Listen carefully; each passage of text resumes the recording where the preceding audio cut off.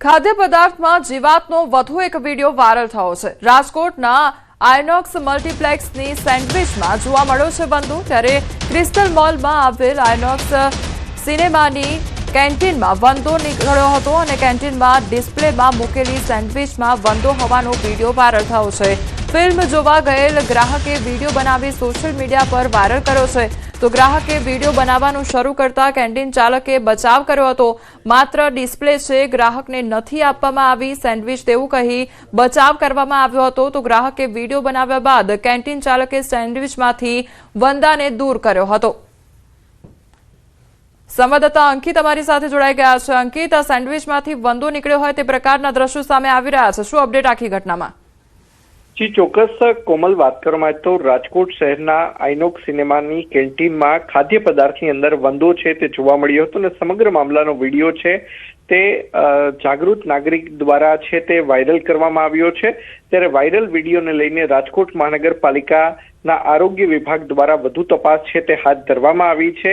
ત્યારે આરોગ્ય વિભાગ દ્વારા જે આઇનોક્સ સિનેમાનો જે કેન્ટીન છે તે કેન્ટીનના સંચાલકને કોઈ દંડ ફટકારવામાં આવે છે કે કેમ તે જોવું અતિ મહત્વનું બની રહેશે। ખાસ કરીને વાત કરવામાં આવે તો ગઈકાલે ધુરંધર ફિલ્મ જોવા ગયેલા ગ્રાહકે સમગ્ર મામલાનો વિડીયો બનાવીને સોશિયલ મીડિયામાં વાયરલ કર્યો છે। વાયરલ કરનાર ગ્રાહકનું કહેવું છે કે સેન્ડવિચ ઉપર વંદો ફરતો હતો અને જ્યારે સમગ્ર મામલે તેણે વિડીયો બનાવ્યો હતો ત્યારે જે કેન્ટીનનો જે સંચાલક છે તેને જણાવ્યું હતું કે જે સેન્ડવિચ રાખવામાં આવી છે તે માત્ર ડિસ્પ્લેમાં રાખવામાં આવી છે, કોઈ ગ્રાહકોને આપવામાં નથી આવતી।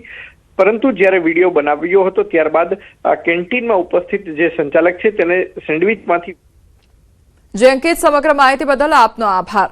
તો રાજકોટનો આ મામલો સામે આવ્યો છે કે જ્યાં આઇનોક્સ મલ્ટીપ્લેક્સમાં સેન્ડવિચમાંથી વંદો નીકળ્યો હોય તે પ્રકારની ઘટના સામે આવી છે। બીજી તરફ અમદાવાદનું એક નામચીન જે કેફે છે તેમાં ગાર્લિક બ્રેડ મંગાવવામાં આવી હતી અને તે ગાર્લિક બ્રેડમાંથી માખી નીકળી હોય તે પ્રકારની ઘટના સામે આવી હતી। આમ જે ગ્રાહકો દ્વારા ફૂડ ઓર્ડર કરવામાં આવતું હોય છે તેમાં અવારનવાર આ પ્રકારની જીવાતો નીકળતી હોય તે પ્રકારની ઘટનાઓ સામે આવી રહી છે। બનાસકાંઠાના ડીસામાં ફૂડ એન્ડ ડ્રગ્સ વિભાગના દરોડા પાડવામાં આવ્યા છે। હીરા બજારમાં દુકાનમાંથી શંકાસ્પદ ઘીનો જથ્થો ઝડપાયો છે। હાસ્ય, ગૌરસ અને જયમૂલ સહિતના નામે નકલી ઘી વેચાણ કરવામાં આવતું હતું।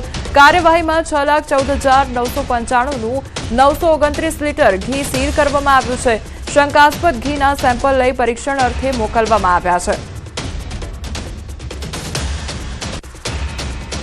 તો બનાસકાંઠાનો આ મામલો સામે આવ્યો છે કે જ્યાં નકલી ઘીનો જથ્થો જપ્ત કરવામાં આવ્યો છે। 900 લીટરથી વધુનું જે ઘી છે તે સીલ કરવામાં આવ્યું છે અને ફૂડ એન્ડ ડ્રગ્સ વિભાગ દ્વારા દરોડા પાડવામાં આવ્યા અને તે અંગેની તપાસ હાથ ધરવામાં આવી છે। તો બીજી તરફ જે નકલી ઘીના સેમ્પલ છે તે એકત્રિત કરવામાં આવ્યા છે અને તપાસ અર્થે મોકલવામાં આવ્યા છે।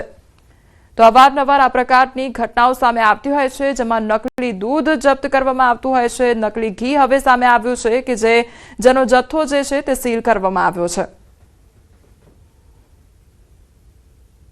ગીર સોમનાથમાં આવેલા ઉના શહેર તેમજ ગ્રામ્ય વિસ્તારોમાં અચાનક વાતાવરણમાં પલટો જોવા મળ્યો છે।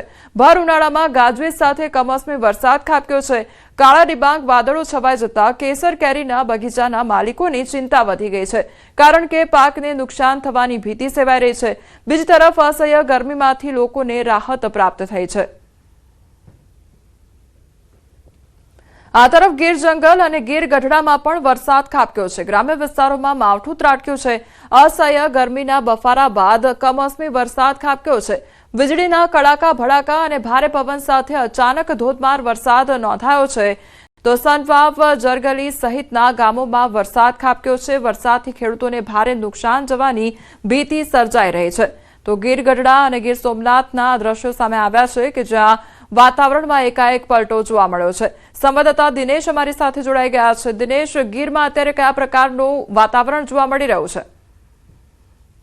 જી બિલકુલ કોમલ, ખાસ કરીને હવામાન વિભાગે જ્યારે આગાહી કરવામાં આવી હતી કે કમોસમી વરસાદ છે તે 2 થી 3 દિવસ સુધી રહેશે અને તેમના ભાગરૂપે જ આજે કહી શકાય કે ઉના અને ગીર ગઢડા પંથકની અંદર જે કેટલાક ગ્રામ્ય પંથકો છે, ઉના શહેર અને ગીર ગઢડા પંથકની અંદર પણ હાલ ધોધમાર વરસાદ છે તે વરસી રહ્યો છે। જો કે આ કમોસમી વરસાદને લઈ અને ક્યાંક ને ક્યાંક ખેડૂતો છે તેઓમાં ચિંતા વ્યાપી છે, કારણ કે હાલ ચાલુ વર્ષે ગીરમાં કેસર કેરીનું ઉત્પાદન પણ ઓછું થવાની પૂરેપૂરી શક્યતાઓ સેવાઈ રહી હતી અને તેવામાં જ્યારે આ કમોસમી વરસાદ આવ્યો છે ત્યારે કેસર કેરી પકવતા જે ખેડૂતો છે તેઓને સૌથી મોટી નુકસાનીનો સામનો કરવો પડશે. તો બીજી તરફ જે અન્ય પાકોનું ઉત્પાદન લેતા ખેડૂતો છે તેઓ પણ હાલ ચિંતિત જોવા મળી રહ્યા છે. કોમલ.